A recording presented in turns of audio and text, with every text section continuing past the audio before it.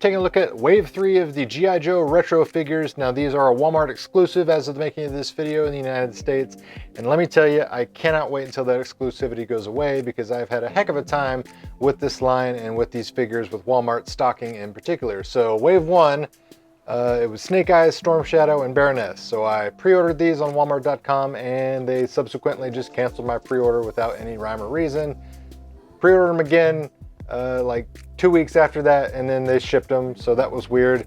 And then Wave 2, Roadblock, Scarlet, and Destro, that was really peculiar because I found these in stores 2 days after they were even announced and quite a while before they were even actually technically supposed to be out on store shelves, so that was peculiar. And then we come to Wave 3 with Cobra Commander, Duke, and Lady Jaye. I've had these on pre-order since November.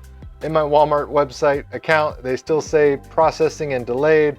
Walked into my local store here in Missouri and found them sitting on the shelves, so I guess persistence pays off. But regardless, they're here, they are now in my possession, and I'm finally glad to finally have them. I mean, really am. These are some good figures. We got classic Cobra Commander, Duke, Lady Jaye.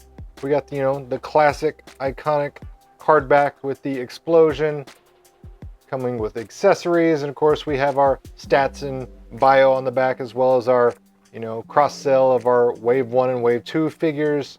Nothing much more to it. Like I said, just plain simple, basic throwback card stock. We even got the old school Hasbro logo here on the bottom left hand corner, which is a nice touch. But let me go ahead and get them out of the plastic prisons so we can see how they did on the figures themselves. All right, we will start with the bad guy of all bad guys, Cobra Commander himself. Got his classic helmet. You can actually pop it off there.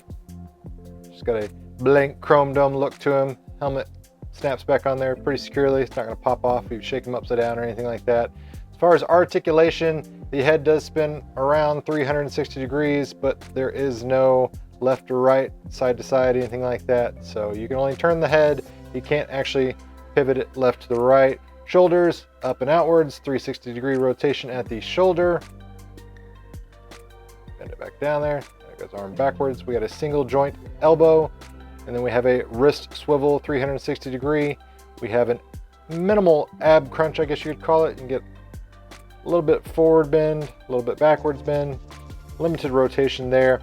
We do have a torso twist, so 360 degree torso.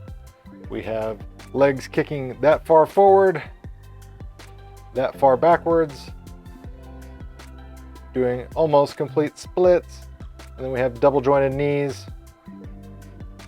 and we have single rock at the ankle, forward and backwards, and then we have the standard little peg holes at the bottom of their feet so they can go into their little stand. So each character does come with their own stand. This one, of course, Cobra Commander, has his namesake on the front, the Cobra logo on there. The G.I. Joe characters, they have G.I. Joe logo instead, but you simply find your peg holes, put the character on there, and you're good to go.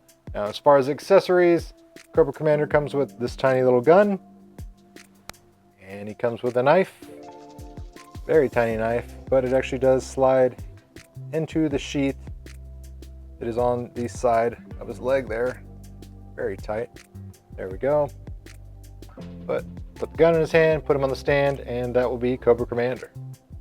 Next up we have Duke, old G.I. Joe figure stand, and he's got a very interesting expression. He's definitely got that "Yo Joe" look to him, but it just seems kind of silly. Either way, I mean, it's a toy. What can you do?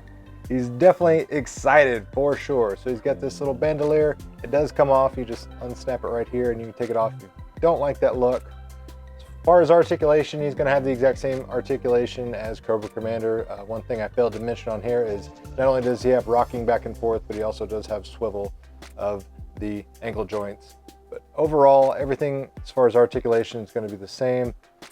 Nice green pants, the boots up here. He actually has kind of a forearm swivel as opposed to a wrist swivel, just because he's got those 3/4 sleeves on his upper torso there. He does come with some weapon accessories, of course. So we've got this assault rifle, and he has his trusty sidearm, little handgun, and of course he has his combat helmet that also just pops on there. So go ahead and fully kit him out there. Get his helmet on. Sidearm in the holster.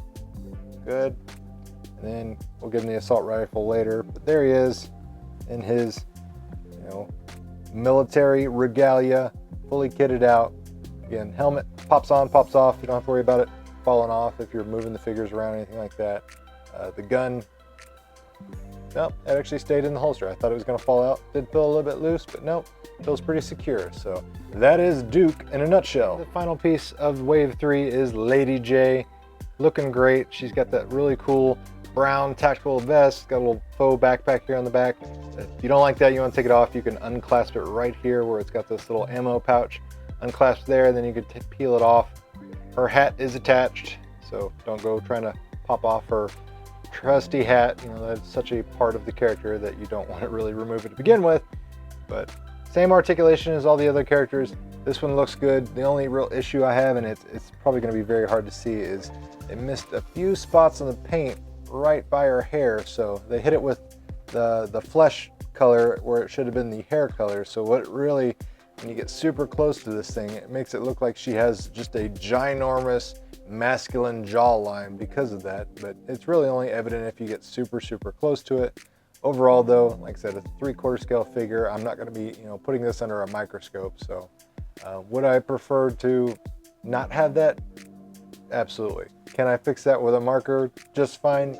Sure thing. So I'm not worried about it. But regardless, Lady Jaye, happy to have her. Lady Jaye's accessories, we got this nice little assault rifle. Then we have what I can only describe as a spear gun. I mean, it legitimately looks like a gun that shoots spears. I don't recall this being a thing, but I just could be mistaken. I could be remembering things wrong. And then she's got a little smaller Uzi submachine gun, and that's it for Lady Jaye. And that does it for this action figure video review. Guys, if you enjoyed the content, make sure you hit that like button, share this video with your friends if you found the information helpful, and happy hunting, guys. Good luck trying to find these figures, because like I said, it has been problematic for me personally, and I've seen lots of comments out there in the action figure forum. So definitely best of luck to you all.